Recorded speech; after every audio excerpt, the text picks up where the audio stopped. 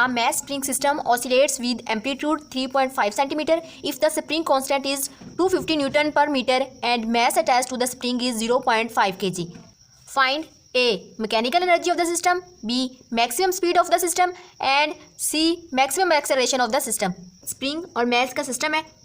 Spring से जो mess attach है उसका मैस हमारे पास है 0.5 kg।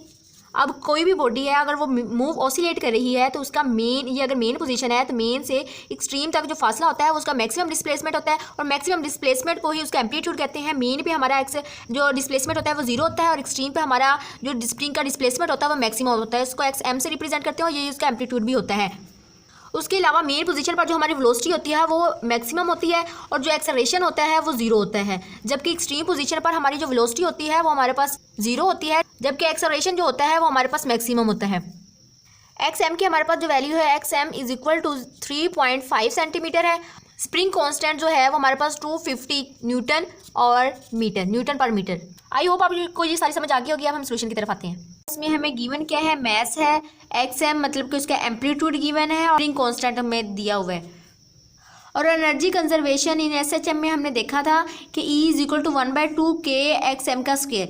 K की जगह पे उसकी वैल्यू पुट कर देनी है, XM की जगह पे उसकी वैल्यू पुट कर देंगे। उन्होंने हमें एम्पलीट्यूड दिया सेंटीमीटर में, लेकिन डिस्प्लेसमेंट का हमेशा यूनिट जैसा यूनिट यूज़ करते हैं वो मीटर होता है। तो इसको मीटर में कन्वर्ट करने के लिए 3.5 को हम 100 के साथ डिवाइड करेंगे तो हमारे पास आज 0.035 मीटर आ जाएगा।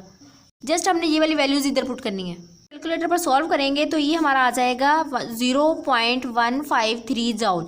ये हमारे मैकेनिकल एनर्जी आ गई। दूसरा जो बी हमने फाइंड करना है वो हमारे पास मैक्सिमम स्पीड फाइंड करनी है। वी मैक्स हमारे पास जो इक्वल होता है ओमेगा XM के इक्वल होता है। हमारे पास ओमेगा किसके इक्वल होता है हमें पता है, omega square is equal to होता है K/M के।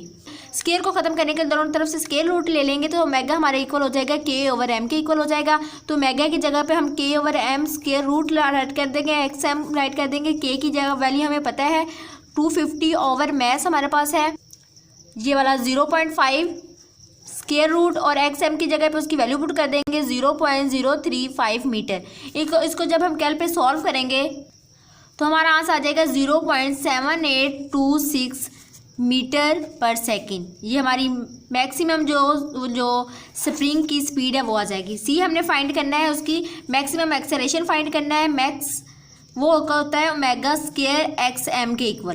तो ओमेगा स्क्वायर किसके इक्वल है हमने अभी फाइंड किया है, K/M के इक्वल है। और XM जो हमारा है वो हमें पता है एज इट इज़ आ जाएगा। और हमारे K की वैल्यू क्या है 250 ओवर मैस है 0.5 और हमारे पास जो XM है वो 0.035।